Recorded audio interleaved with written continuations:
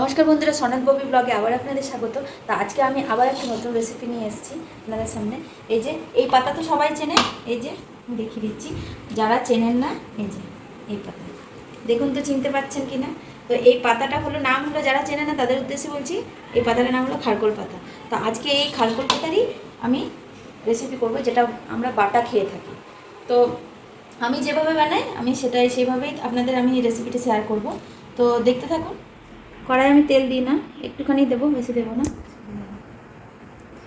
এই যে রসুন লঙ্কা আমি এর মধ্যে তেলের মধ্যে দিই, লাল লাল করে ভাজা হয়।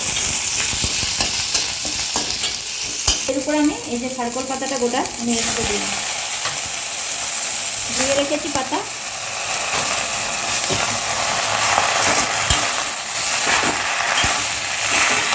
দেখুন পাতা আমাদের ভাজা হয়ে গেছে।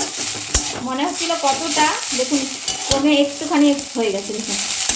তো পাতা, কাঁচা লঙ্কা, রসুন আমি এর মধ্যে ভেজে নিলাম। এবার গ্যাসটাকে বন্ধ করে দিলাম। আমি এটা একটা প্লেটের মধ্যে তুলে নেব। এই যে একটা প্লেটের মধ্যে আমি তুলে আগে ঠান্ডা করব। বাস, তুলে আগে ঠান্ডা হোক। যে ঠান্ডা হয়ে গেছে, এরপর আমি এই শিলের মধ্যে বেটে নেব।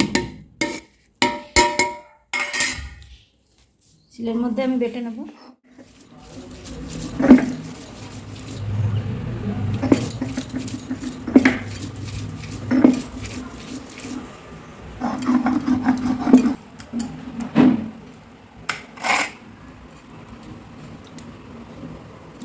পাতাটা বেটে নিয়েছি, একটু হলুদ দিয়ে দিলাম, আর পরিমাণ মতো লবণ দিয়ে দিলাম, চিনি দিলাম, তেল দিলাম।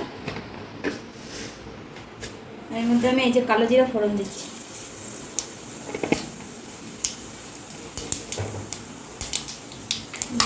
বেটে রাখা পাতাটা এর মধ্যে দিয়ে নেব। খানিকক্ষণ আমি নাড়াচাড়া করে নেব।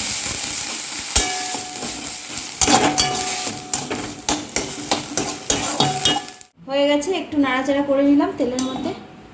তো আমাদের বাটা রেডি। আমার এই পাতা বাটা রেসিপিটা কেমন লেগেছে আপনারা অবশ্যই জানাবেন, আর লাইক শেয়ার সাবস্ক্রাইব অবশ্যই করবেন। তো নেক্সট ভিডিওতে আবার দেখা হচ্ছে।